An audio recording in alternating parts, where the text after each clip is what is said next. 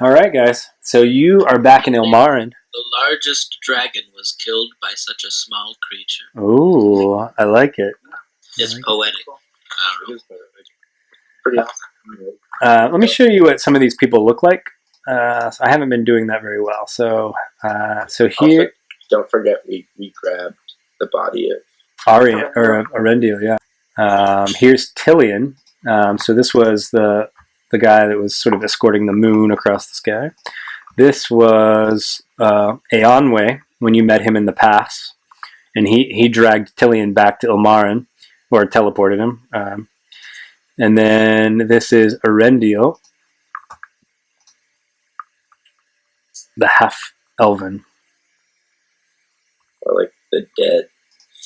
And then I don't know if I showed you Ingwe, but he is your kind of your tour guide here. He's the one that's been telling you about everything. So you have the dead body of Eärendil, Arien, and Tilion is actually standing up near Vanya and Ulmo. Vanya is the one that you just freed. She was actually the Valar of Okrin, the bard character that passed away. And this was her trial that you did, and she's kind of like moving around now, and she comes up and thanks you for what you've done. And Eönwë would be there as well. So he is very happy to see Arien, but obviously doesn't get very close to her.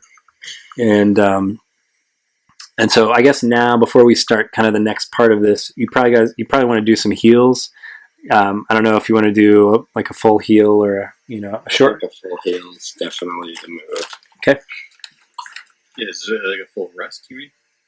Yep, like a long rest or a short rest. Yeah, long rest, yeah. We don't need rests. We're men. We're pretty good. Tesoro just survived a nuclear explosion, so.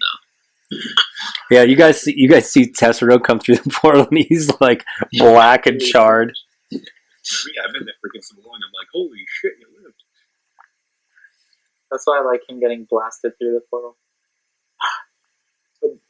Yeah, so that'd be funny. Like Tesoro comes shooting through the portal, like slams on the floor, skids to a stop, and is like, oh my god. He does a little roll at the end like he used to. Yeah, barrel roll. That was his signature move. All right, so if you guys want to do some heals, Let's take a good old rest. How do we do that? so I have the next part of this sort of planned out. If you guys have time still. Yeah. Okay. Yeah, let's do it. So as you guys are sort of doing this and getting all your spell slots back and all of your heals back, Eönwë would come up to each of you and say, he would look at each of you and study you, and his eyes would affix on Ezellendur. No. And it seems like he was studying each of you, and he says each of you have a part to play in the grand battle. And he says for your bravery, Ezellendur, finding where Arien laid, and sort of granting speed to those around you.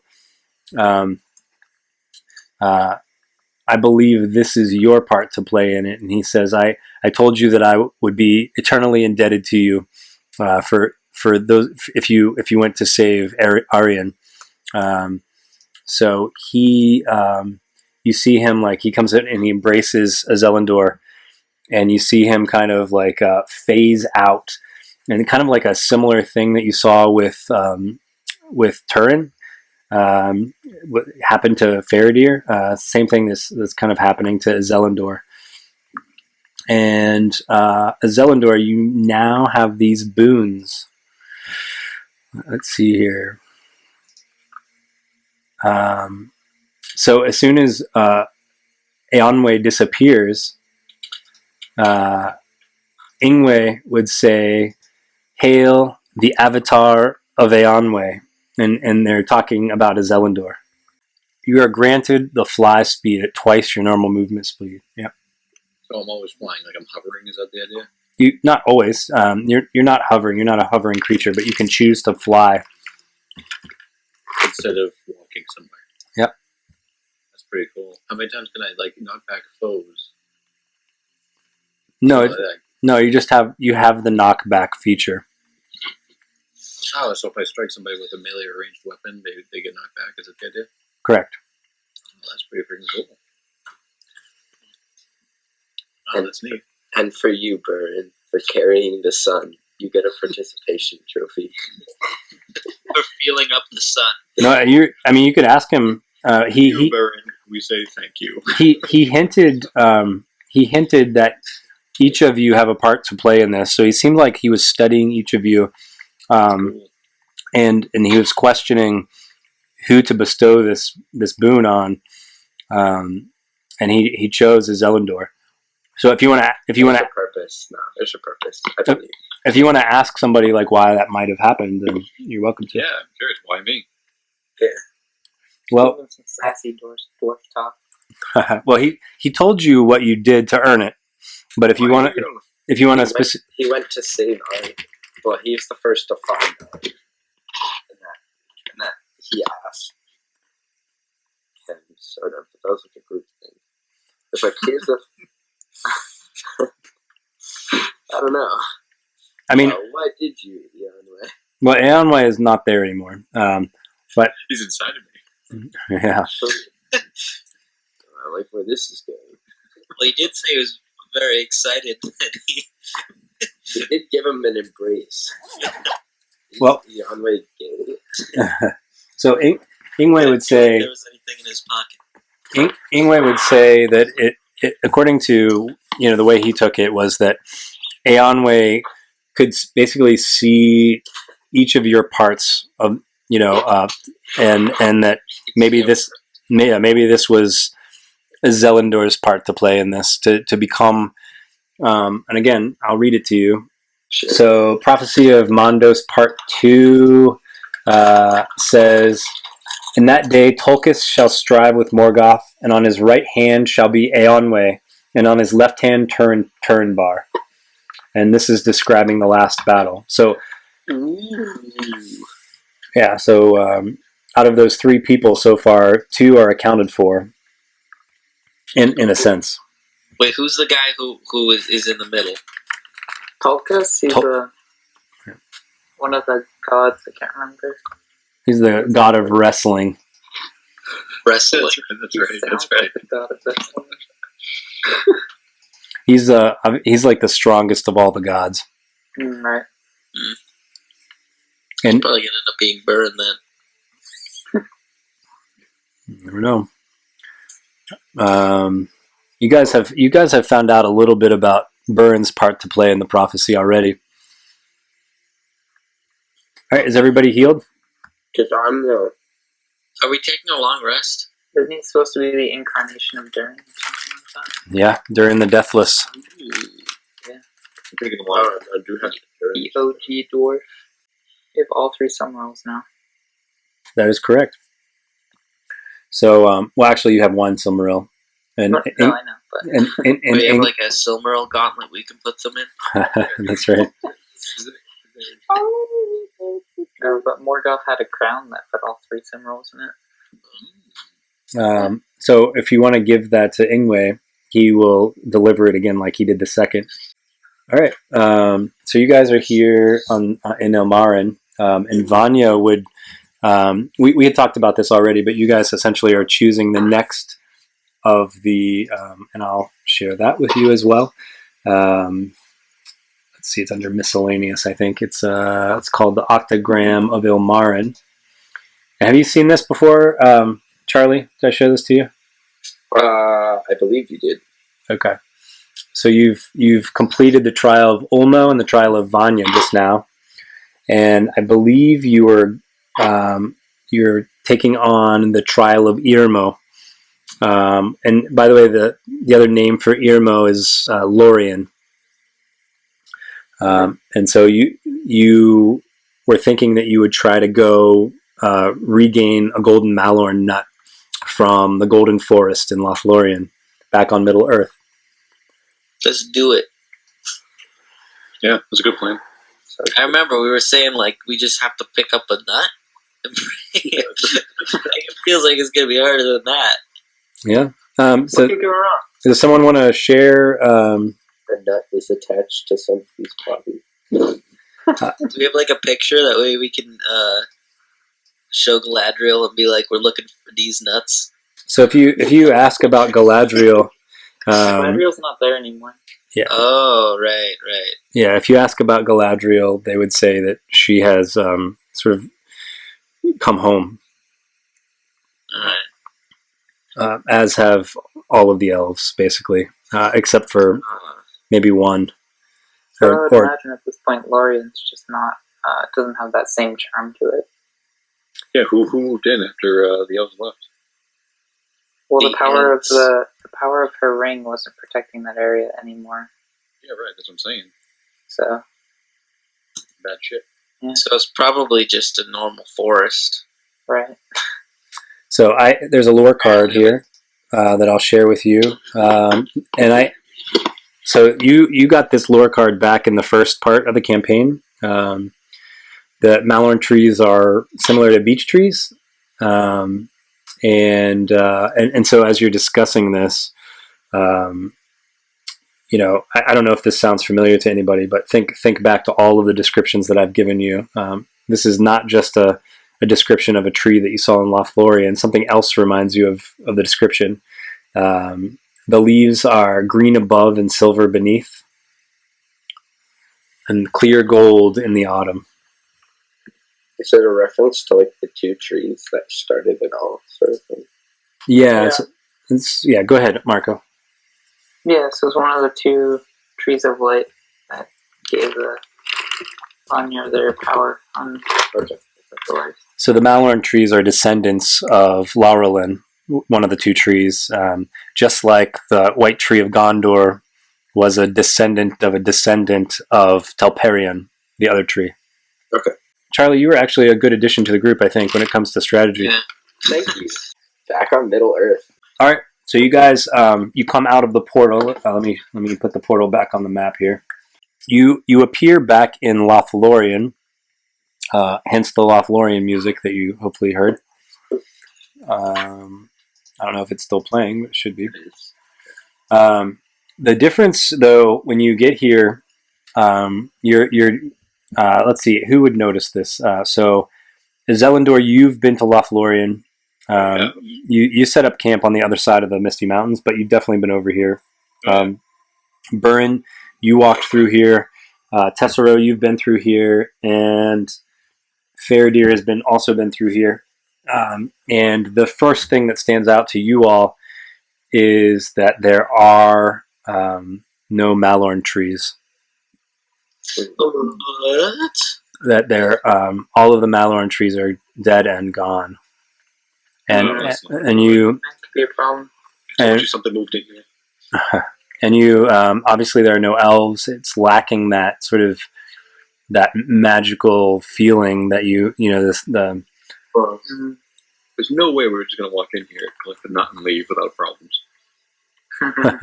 That's what You you think think. Galadriel would bring a nut with her? You would think so, right? Yeah. She just forgot it. Did she give Sam one, or did she just give him soil? I can't remember. Oh, she did give him something, didn't she? I think it was just soil, though. Oil. She gave Gimli like her hair. Yeah, no, she gave Sam a plant of some sort. Right, so are we going to address the Arwen in the room? So like, one of those things where like we don't really see him, but we do. Or, like, The girl, it's a girl. Arwen. Yeah, Arwen. It's the same Arwen that's. Oh, it is. Did she die? No, she didn't die. No, she didn't die. She's an elf. I mean, So the year is 4th age 211, and again, and it fits perfectly into our timeline. But this is actually canon as well. So you come back to Lothlórien, and as you're walking through the woods, just searching for a Mallorn tree, you come to a place that I don't know if any of you would know. I think Eärendil would probably know some of the place names. But you come to a place called Cerin Amroth, which is it's the hill of Amroth, who was an elven leader, and up on top of the hill, you'd sort of see like an aged Arwen. Hey. My computer died and I missed all of that. Yeah, it's cool. We said we'd go back. Arwen's old. So you. Oh yeah, she's really old. Yeah. So you are wandering through Lothlórien, looking for any sign of a Golden Mallorn tree, and you come to a place that you remember was called Cerin Amroth, named after. It's basically a hill named after one of the elves, Amroth, and on top of the hill you see movement, and then someone that you recognize, and that's you can move your tokens over to Arwen if you'd like. So you see sort of an aged Arwen. And I would know her, right? Yeah, and Byrne has met her. Is she like human now? Didn't she like choose like a mortal life? Oh, that was just in the movie. Oh. That was like some weird movie bullshit. Oh, okay. Well, Not necessarily. She basically forsook the light of her people, right? To go to the Undying Lands. I mean, she's not human, but she's not an immortal anymore? She's not an immortal. Oh, no. She and so she would greet you. She greets. She recognizes Byrne because Byrne's actually been to Rivendell. And probably Eärendil too. So she would greet both of you as old friends, and say that her king has just passed. Aragorn. Yeah. Well, he died of old age, and his son took the throne. But she says that it's her time to sort of pass on, and that she came back here to the place where they were engaged. Cerin Amroth, and this is where she's going to sort of fade away. wait, was Aragorn's son her son too? Yeah. Oh, okay. So is the kid like half elf or no? But elves aren't really a thing anymore, or they are, or sort of. Yeah, I don't. I mean, I think he lit. I mean, he's whatever he is. He's part Dunedain, right? So yeah, he would live a long life. How long did Aragorn live? A long time. He was like I think he was like 70 or 90 or something when we knew him in Lord of the Rings. No way, really? Yeah. 87. Yeah. And he was, so that was in the Third Age, sort of the end of the Third Age. And then he died in 210 in the Fourth Age. 197 or something like that. Yeah. Holy cow. And so she just tells you all of this. You can ask her anything if you'd like. I mean, you've seen no sign of a Mallorn tree. Well, I guess that just hits Eärendil. He sort of realizes how much time has passed. And the last time he talked to Aragorn, he was talking about helping Aragorn fight Arwen, right? That's right, and he has a very special connection to Aragorn, right? Mm-hmm. Yeah. Want to tell Charlie what? Remind the others. So basically, my family and I was tasked with protecting the royal line, like Aragorn's line, and teaching them how to survive in the wild. Okay. I think it was, I can't remember if it was my grandfather or my father died protecting. Yeah, so it was your grandfather. Earth. Yeah, died protecting Aragorn's grandfather or his son. Yeah. So they all their names start with A. Yeah. So Arathorn was Aragorn's father, and his grandfather had a different name. I forget, but he died sort of north of Rivendell in the mountains. He was killed by a troll, like a mountain troll, and Eärendil's grandfather would have also been killed in that fight. And at one point, Eärendil bumped into Aragorn, and because of all the things that he had been doing, he was given a special title. Do you remember what the title was? Thingol. So I'm sad that Aragorn's passed, but I'm glad that he lived a full life and that his son is still ruling the kingdom of reunited kingdom. That's right. Yep. Where the Mallorns at? Oh, she says. Gives a firm but reassuring pat on the back to Eärendil. So she would say, so you seek the Mallorn tree, which has been gone for a very long time, since the passing of my kin. She says, why do you seek this tree? She says to restore the light of it's not Telperion, it's the other one, right? Lothlórien. Lothlórien. She says that's impossible. The Silmarils have been missing for. What if I told you maybe they're not so missing anymore? Well, she gets a big smile on her face, and you see her face filled with hope, and she says, well, if that is the case, then I'm afraid.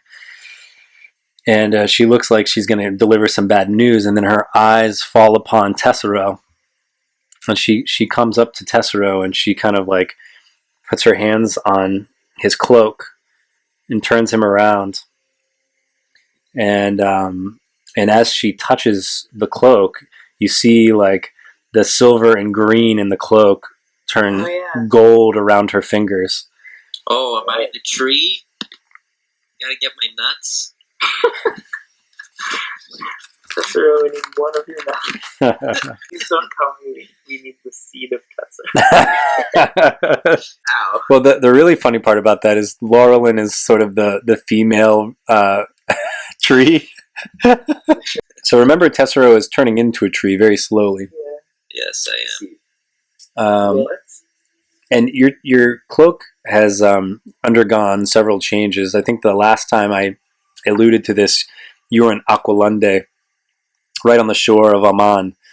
It was in the second campaign, and you were talking to the king of the Teleri, and he mentioned that your cloak was sort of changing color, and it reminded him of a certain tree. Arwen would say there is still hope as long as Tesoro is alive. And she. I'm really glad you didn't die. Legit, almost just died. That was so long. She says that she meant. Tesoro's like, I'll deliver the final blow. There's nothing more I can add to this party. Well, all of you have a part to play in this, she says, and I will share something with you very quickly before I ask you to read a lore card. So take a look at this, Circles of the World. And there's a lot of information on here, but in the top circle, if you could sort of just take a look at what's inside of the pink is basically the lands of Middle Earth, right? On the left, you have Aman, where the gods live. On the right, you have a bunch of lands that really none of the Lord of the Rings books really touch on very much. In the center, so you're really the land that you're familiar with is sort of north central. Right. But if you look above, The Balerian's there, yeah. So this was before the world was broken. Oh, actually, this might actually be, this is before the world was broken. first stage. So you see where Taniquetil is on the left. That's the mountain where Ilmarin is. To the north of that, you see how the white sort of connects over there to the central landmass. That's the white. That's the icy area that you just were in.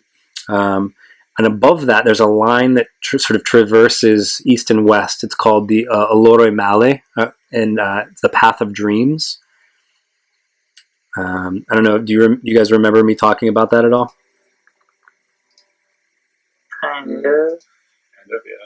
When we were talking about the ways to get to Tol Eressëa, so you remember some of you took a boat.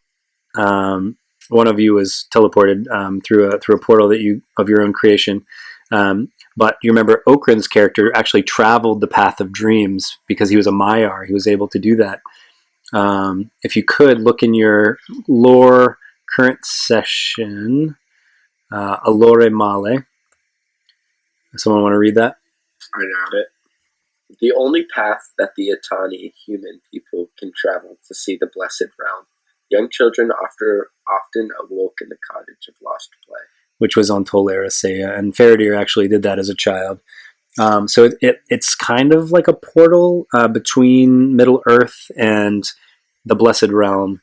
And Arwen would tell you that the portal that you've been using from Ilmarin uses the Olórë Mallë, the Path of Dreams.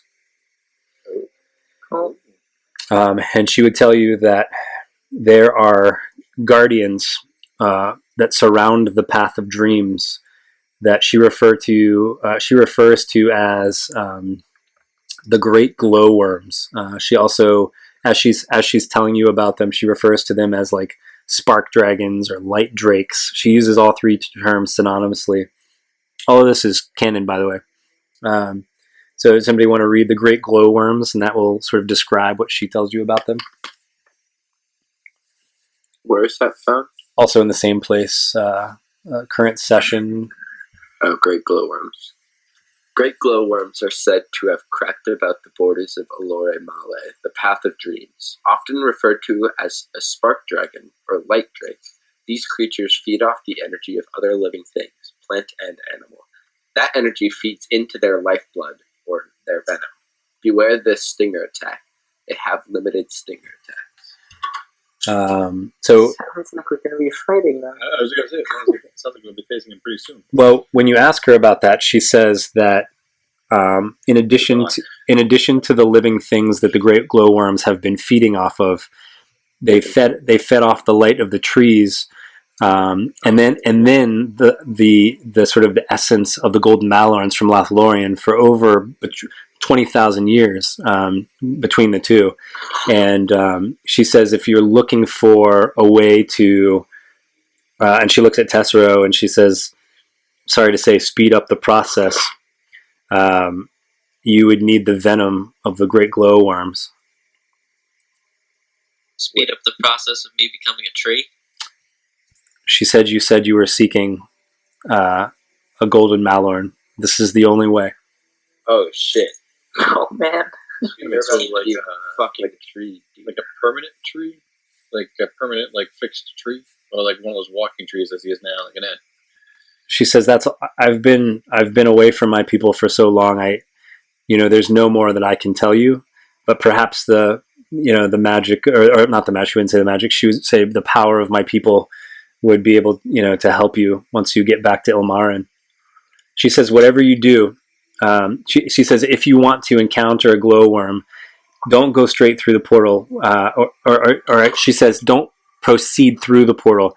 Go into the portal and then delay. And she says, you will be on the path of dreams. She says, but whatever you do, do not stray from the path.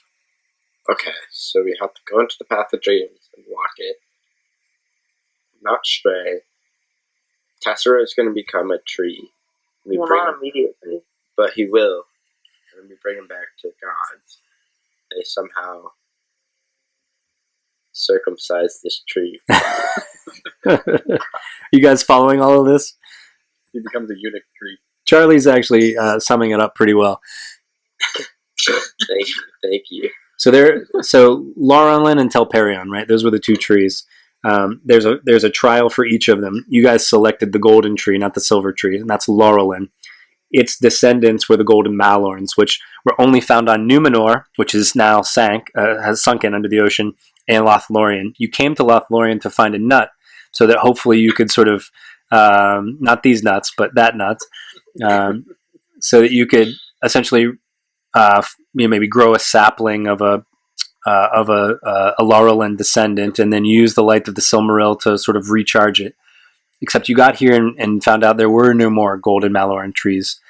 Arwen just told you that really the only Mallorn that's left is growing sort of within and on Tesoro, and that it's taking a really long time. But if you need the tree, that the way that you would you would sort of fuel it, its growth and its progression, is to get the venom of the great glowworm, which it covets, and it's been sort of taking the energy from the Mallorns when they were alive for thousands of years, and so to take their venom back would sort of feed into your progress. So would Tesoro be injecting this venom, or just do we need to collect it? She said collect it. She didn't specify how. But she would tell you, based on the lore card that you just read, that these glowworms, they, like I said, they consider their venom to be their lifeblood. It kind of courses through them in some ways, but is most potent in their stinger, and it works a little bit like a baby snake, right? So baby snakes, they can't really control their venom. So if you get bit by a baby snake, in a lot of cases, the species, it will just like inject all of it. An adult snake will only inject some and save the rest for subsequent attacks. And a lot of it depends on sort of the size and the age, right? And so the great glowworms work the same. They have a limited amount of stinger attacks, but it's not clear on any given attack whether it's going to use the stinger or how many stinger attacks it has. All right, so we know what to do. Let's go to the Path of Dreams. All right, and you've also found out that you've been traveling the Olórë Mallë. They've been sort of tapping into that as the pathway to all the places that you've gone, and her directions were to basically not step through, but to kind of like go into the portal and stay there, and then you'll be on the Path of Dreams. And she said she cautioned you to just whatever you do not step off the path. All right, so you guys gonna go follow her instructions? Absolutely. Let's do it. Max? Yes. How I you shall feel do about this? my duty. Oh, good lord. Ooh, wow, this music. Oh, wow. Oh, shit. Oh, this is such She a said cool don't step map. off the path. She really meant it, huh?